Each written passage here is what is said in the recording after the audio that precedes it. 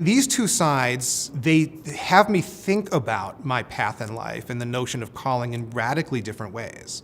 And I think in the end, when I reflect on all this, what I find is that I hold the two in what I believe to be a really productive tension, right? I mean, that's the fundamental paradox, is that to me, they're both true.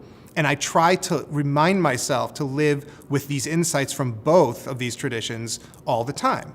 So in the Confucian side, they really have this notion of self-cultivation, of working on developing and cultivating yourself over time. And they frame it, I believe, in a narrative fashion. So there are these stages of life, and you should work on yourself in different ways in those stages, right? So that you can move to the next stage. And the transition is marked by rituals, rites of passage to that next stage. All of that, the cultivation, is being done always in relation to others. So it's self-cultivation, but the self in that context is relational. So, sometimes, as a quick aside, I mean, sometimes, when you ask American students, who are you really? Like, what's your identity? There's this search for, like, what's my essence or core? What's in there somewhere, just not me on my own. Whereas in a Confucian context, if you ask, who are you? I can immediately answer that without a problem, right? I am Mike and Eileen Berkson's son, Laura's husband, Alex and Daniel's father. The students here, I'm their teacher, my teacher's students, I'm colleague to my colleague and friend to my friends. All those things, right, call me. In other words, what I'm called to do is to be there with them in relation in the right way. So I ask myself, it's not an abstract, it's a very concrete set of questions. What does it mean to be a good friend? What does it mean to be a good teacher, a good father, husband, son? And that is what I'm called to be in that sense. And so there I'm led on this path of development, of reflection, of learning, of ritual, and of right relationships, right?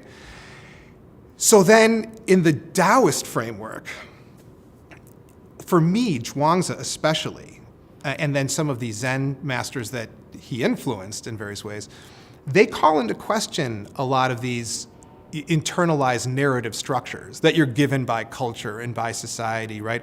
Well, it's this stage of life, this is what I should be doing now, right? Well, isn't this the point where I start a family and get a house and have a mortgage, or I got to settle down and get a job? I mean, every culture will give you this structure, this narrative you're supposed to live out, and these rituals to do it, and you kind of work on yourself that way.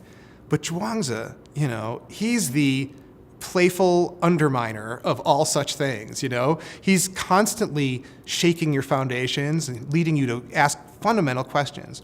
And I think one reason is because he sees all of these internalized categories, the way we, structure our lives, as things that are externally imposed upon us.